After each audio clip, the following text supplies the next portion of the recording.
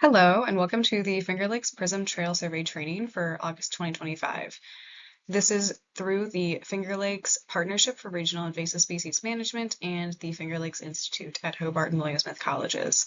You can see down there if you would like to visit our website after this training. It is www.fingerlakesinvasives.org.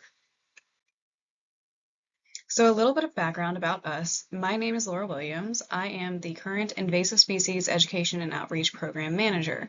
My colleague Lydia Martin, who is not on this recording, is the Terrestrial Invasive Species Program Manager for the Finger Lakes PRISM and the Finger Lakes Institute. So what does the Finger Lakes PRISM even mean? It is the Partnership for Regional Invasive Species Management. We are one of 8 regional PRISMs in New York State. At the map on this slide, you can see that we have the layout of where all of the where our PRISM covers, which is a 17-county region. Our mission is to reduce the introduction, spread, and impact of invasive species within the Finger Lakes PRISM region through coordinated education, detection, prevention, and control measures.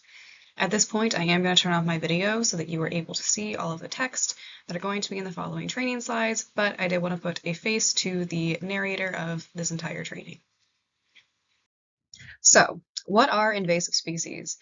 An invasive species is one that is non-native to the ecosystem under consideration and whose introduction causes or is likely to cause economic or environmental harm or harm to human health. Some characteristics of invasive species include a high reproductive rate, they are aggressive, they have no natural predators, and they take advantage of human disturbance. We're going to talk about some ecological and economic costs of invasive species. So, invasive species cost the United States over $120 billion annually in damages and control efforts. You can see here we have the invasion curve, which I'm sure some of you are probably already familiar with, but this just describes how the area infested changes over time and how the control cost increases over time as well. So first we have prevention, which is where the species is absent from the area and they have not made it here yet. That's where we like to be, obviously. Then you go into eradication, which is where you get into early detection and rapid response. This area is where there's just a small number of localized populations and eradication is possible. Early detection is whenever management is cheapest and most effective. This is where the trail survey comes in because we are part of that early detection and rapid response. What you do on the trail impacts our management responses. Then you get into containment, which is where there's a rapid increase in distribution and abundance, and eradication at this point is pretty unlikely. So this basically just means that the species is already here and we're just trying to contain its population in the spaces that it is already been established, and we don't want it to get out of those spaces. Then we go into long-term management, where the invasive species is widespread and abundant, and long-term management aimed at population suppression and asset protection. So why even survey trails? Trails are areas that are frequently disturbed. There's a lot of human foot traffic and there's trail clearing. The edges of forest have different environmental conditions often suitable to common invasive species. These factors include warmer temperature, lower moisture, and other factors. Early detection on trails is more likely, so we're going to be catching the invasives early along a trail edge, and it's going to be easier to manage than when it spreads into the interior forest. Trail surveys also generate spatial data on where invasives are spreading, so this is really helpful whenever it comes to our management efforts of these invasive species. Understanding where they are along these trails is going to be valuable information, and what you do is going to help us out with that. So how does the trail survey even work? First off, our goal is to identify, survey for, and report invasive species in the Finger Lakes region. Who can participate? Anybody! As long as you have a smartphone or a tablet, there is that one requirement, but I like to say anybody can participate in the trail survey. Where does it take place? Trail near you. It is your choice. I would recommend surveying multiple different trails just to get a variety of different surveys under your belt and at different areas, but just pick whatever trail you would like to go on and go take a walk. So how are we going to collect the data? Volunteers are asked to survey for 12 species 5 times from the end of August through the end of October. So if you want specific dates, I would say from August 20th all the way up until October 31st. So we're going to be asking you to survey through the end of the growing season. You do have the opportunity to gain certificates. The first one is the Trail Tracker Certificate. So this is if you complete 3 surveys in the time frame that we just provided. The second one is the Trail Master Certificate, which is where you completed 5 surveys in the time frame we requested, which is what we are aiming for. However, I would like to encourage everybody to go above and beyond and get more than this many surveys done. The more, the better. However, we understand everybody is very busy. And even if you just do 1 to 5, all of that data, that is very important, and we value your time. There are just 3 steps whenever you're doing the trail survey. The first one is identify, second is survey, third is report. We're going to show you how to identify these species, we're going to show you how to survey these species, and then we're going to show you how to report the species. It is a very simple process, and I promise it's not going to be too difficult. So for that second one, survey, we're going to go ahead and dive into that first before we get into the species. So what you have to do, find a trail near you. You're going to head down the trail and begin searching for species on the species list, which we're going to discuss in a few more slides. There is absolutely no need to go off of trail, so you should not be going off of the trail. That's how invasive species are spread. We are going to ask you to take a point. So you're going to get your survey and you're going to take a point, which means you just fill out that little form at the very beginning of the trail. And then you're also going to take another point, which is just another little form you're going to fill out that we'll show you at the end of the trail. This is regardless if you see any invasive species. This helps us understand how much of your chosen trail you surveyed. So from point A to point B, how much was covered, how much did you look for? Because we record non-detections. So if you didn't see any of the invasives that are on the list, that is valuable data too, because that helps us know where they aren't. So it is really important for you to take that first point at the beginning of the trail and that last point at the end of the trail. Then you're going to be taking a point for each invasive species you come across.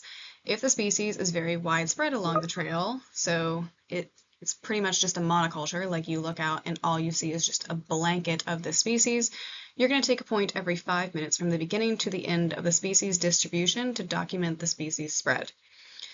Otherwise, we just want you to take a point for each species you come across. So we'll also discuss how you're supposed to be doing the survey and kind of some tips and tricks to looking for invasive species.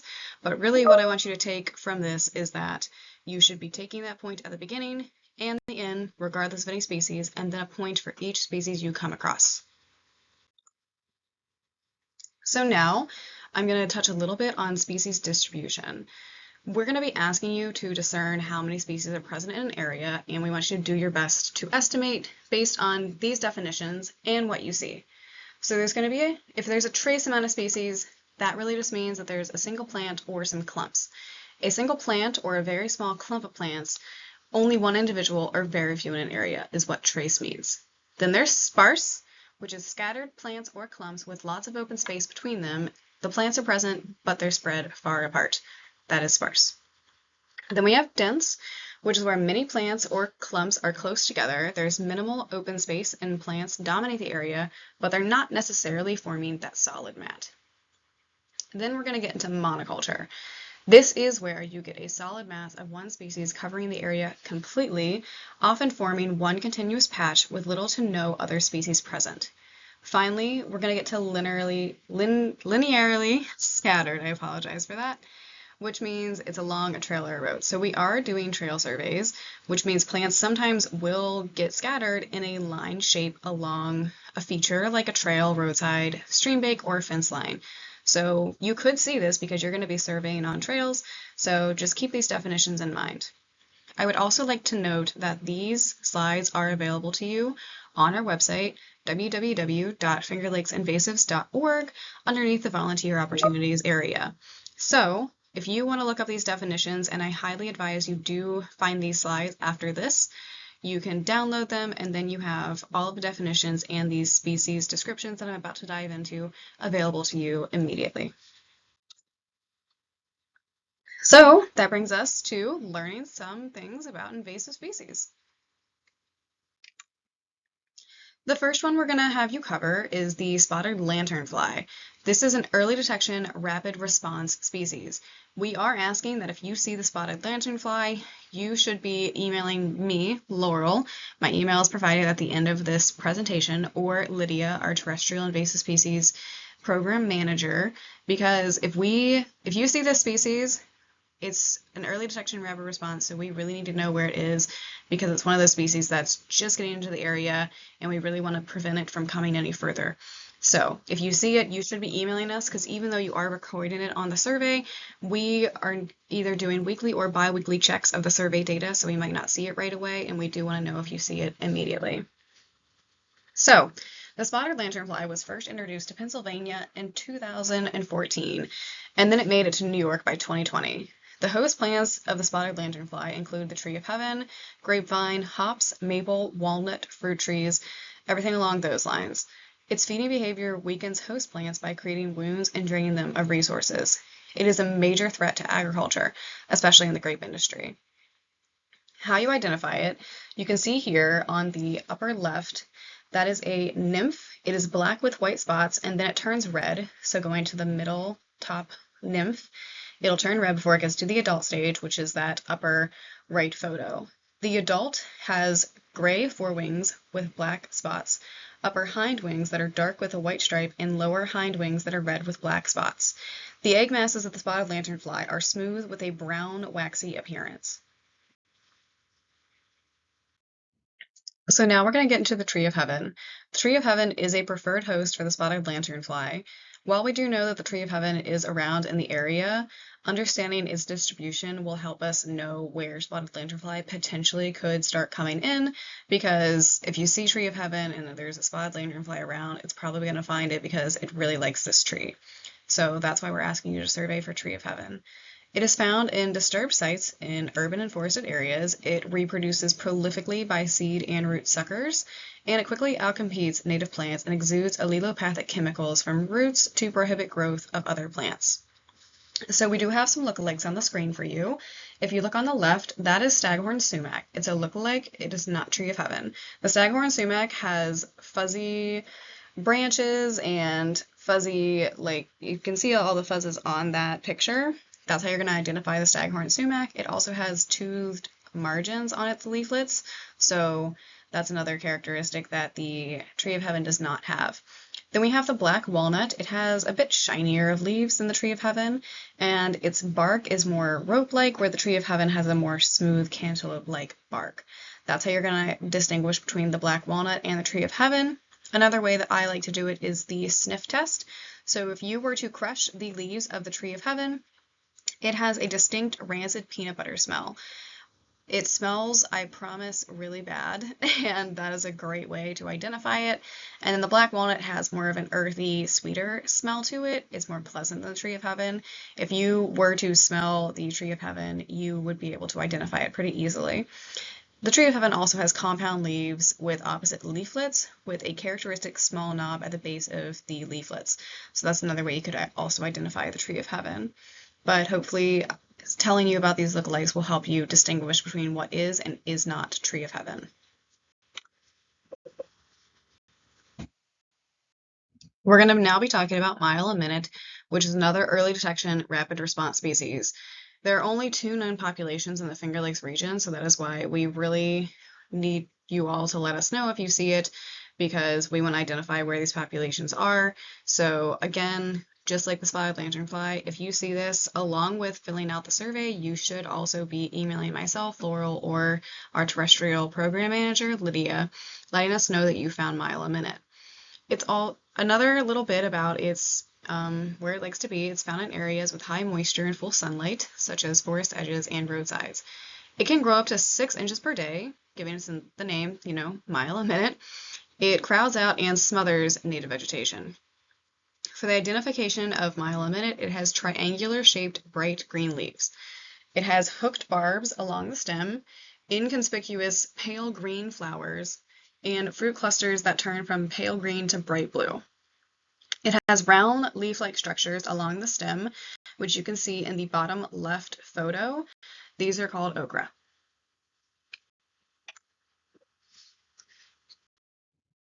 This next species is called the Japanese Angelica tree. It also is an early detection rapid response. Please email us if you see the Japanese Angelica tree, just like with the spotted lanternfly in the mile a minute. It is found in full to partial sun, wooded edge habitats. It reproduces quickly through seed and root suckers, and it outcompetes native plant species, reducing food habit and food sources for the dependent species. How you identify the Japanese Angelica tree? It is a deciduous tree reaching heights between 20 and 40 feet. It has prickles along the bark and the leaves, and it has alternately growing compound leaves that are heavily serrated. So you can see in that one picture on the right, that is an entire leaf. So it has the alternately growing compound leaves on it. It has white cream-colored 5-petaled flowers. And it also has, you can see over there, like I mentioned, the prickles along the bark. So that is how you identify the Japanese Angelica tree. This one is the beech leaf disease nematode. So this harms both American and ornamental beech trees, which are already stressed out from beech bark disease. It is caused by a microscopic nematode that includes malformations within leaves when infested. So the symptoms of a tree that has beech leaf disease, it has dark striping and curling of the leaves. You can see on that right picture the striping of the leaves. That means it's infected with beech leaf disease. And in the top left corner, you can see that is a healthy beech. Those are what healthy beech leaves would look like. And you can also see we included a picture of the bark so you can identify what beech bark looks like. So if you're hiking, you can look around, you can see, oh, that looks like beech bark. You can look up into the canopy and then start seeing if you can identify any of that dark striping and curling. Much is still unknown about the cause and the spread of beech leaf disease and this nematode. So this is one where it's really helpful for us to know where it is so we can help inform what can be done about it. This is the elm zigzag sawfly. It was first detected in Quebec, Canada in 2020. It feeds on elm leaves in a characteristic zigzag pattern, which causes defoliation on the infected trees. It will consume the entire leaf and leave the veins untouched. Adults can fly up to 90 kilometers in one day. There are only females found in the United States, and they produce parthenogenetically. So you can see over here, we've got some pictures of looking up into the canopy, and you can see where that zigzag pattern on the leaf is from the larva. And that's an adult. You're most likely not going to see the adult or the larva. What you're probably going to see is that zigzag pattern indicating it had been there. That's what you're going to be recording, along with, obviously, if you see the adult or the larva, record that. But we do want you to take a picture if you see signs of the elm zigzag sawfly. So there's not much elm in our wood in the area as there was back in the day just because of Dutch elm disease. However, we do want to protect those elms that still are there. So it's really important and really something that we should be looking into, that we're looking for this elm zigzag sawfly. So again, the identification zigzag leaf pattern. For the leaves, the larva has pale green with T-shaped markings on their legs and a black stripe on their head, and the adult is black with yellow legs. The next species is golden oyster mushroom, and there is very limited knowledge about the species. So it was a popular mushroom to cultivate through purchase grow kits, and it is theorized to have escaped from cultivation into the local habitats because of these grow kits. It outcompetes native fungi, so you can see it will completely envelop the tree as shown in the photo over on the left. It pretty much just completely outcompetes all that native fungi in the area. To identify it, it's a bright yellow to golden brown cap with white gills and a depressed center. The stems are noticeably curved or bent.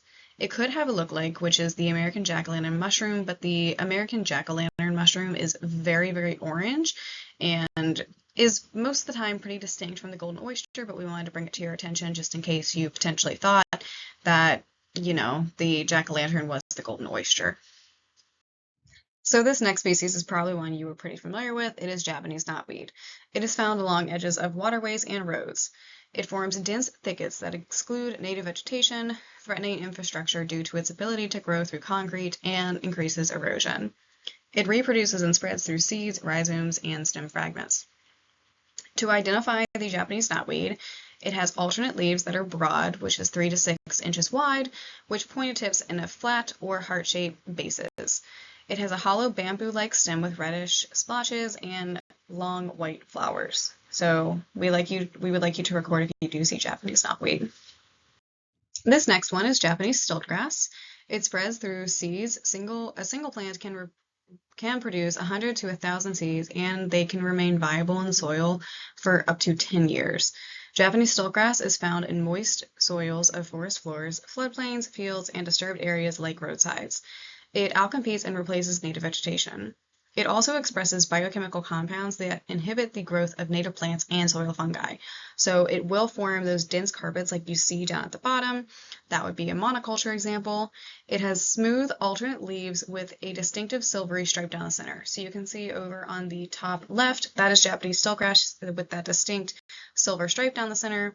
And then we do have native lookalike species that don't have that silver stripe down the center. So if you were to look down and see the Japanese stiltgrass and you saw that silver stripe, that's how you would identify it. This species is slender false brome. It can be found in a wide range of habitats such as marshes, roadsides, open fields, and stuff along those lines. It crowds out native plants, monopolizes soil nutrients, and increases the risk of fire due to high leaf litter.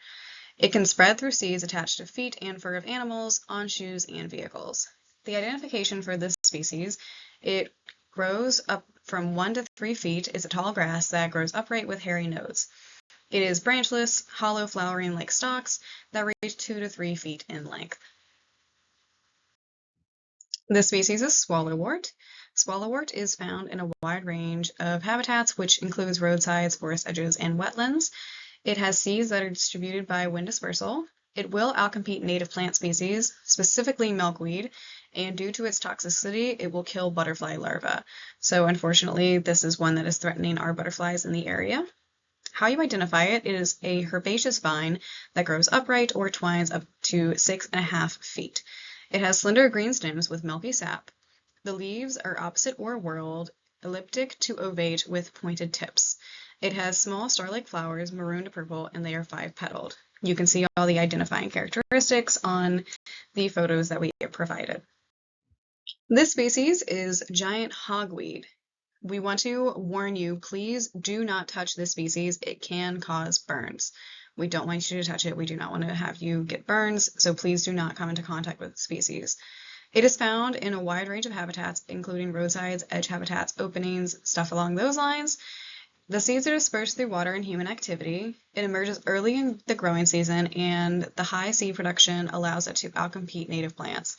So it is large. You can see that's an average-sized person, and the giant hogweed is indeed giant and stretches above how that person is standing. It has a hairy hollow stem and red splotches. It has large alternate toothed leaves, and it has small white flowers on a flat-topped compound umbel. So again, please do not touch the giant hogweed. Now that we've gone through the 12 species that you're going to be identifying for this year's trail survey, I'm going to talk a little bit about how you access Survey 123 and the Trail Survey program on your personal device. On the left, that is the app that we are going to be asking you to use. It is called ArcGIS Survey 123. You can download it right from your app store, no matter what kind of phone you have, and then it's going to pop up once it's downloaded into that middle screen. You can continue without signing in. You do not need to have an account to do this trail survey. And then please scan the QR code that is displayed on the screen, and you will be able to download this survey onto your personal device. So that's all you have to do. You just have to download Survey 123 onto your phone, open up your camera app, take a scan of the QR code that is displayed on the screen on the right, and then that's going to automatically download the survey onto the app, and you are absolutely good to go. That is all you have to do. This page just walks you through a little tiny bit about filling out the trail survey. So I have here an example of setting your favorite answers. You could type your name, and if you have an iMaps Invasive account, you can say yes or you can say no. If you say yes, it's going to ask you to fill in your email. At this point, you filled out your name and you filled out if you have an iMap Invasives account, so you don't have to answer these questions every single time. You can set them as your favorite answers. So you just press that star at the top and it sets these as your favorites, and then you are completely good to go whenever it comes to filling out the survey. You can go up there, click those, enter my favorite answers, and it'll automatically fill those out so you don't have to type it every single time. Then it's going to ask, is this the first or last point of your survey today? So like I said previously, please collect a point at the beginning of the trail and at the end of the trail so we can understand the breadth of what you did survey from point A to point B. We can know where those non-detections are. And then whenever you are surveying for plants otherwise, anywhere along the trail, you're just going to say neither whenever you're filling out the survey. But again, please, even if there are no invasive species, fill out that first point and the last point. So then you're going to have the observation point. The survey 123 automatically just collects your location, so you don't have to adjust anything, but you can press that little bullseye, and that's just going to kind of hone in on exactly where that point was taken, so it's helpful in understanding exactly where the location is. And then you're going to say if you did detect an invasive species or not. If you did, you say yes, and it's going to pull up the species list. I did an example of saying that I found beech leaf disease. I said it was in dense plants and clumps for the distribution, and then we do ask you to take an observation photo so that we can confirm or not confirm the fact that you did find an invasive species. So we do data checks for this, and it helps just to make sure that we are correctly identifying everything and it's not a false identification. If you didn't detect a species, this would only happen at your first or your last point. You can just say no. So, of course, doing the survey, we want you to detect invasive species even whenever you're not doing the trail survey program. You should just be actively aware of it. So what do you do if you see an invasive species whenever you're not actively doing our trail survey program? You can record your findings on IMAP Invasives. So IMAP Invasives is an online GIS-based data management system that is used to assist community scientists and natural resource professionals working to protect natural resources from the threat of invasive species. I'm not going to talk too much about it here, but I do encourage you to go to imapinvasives.org.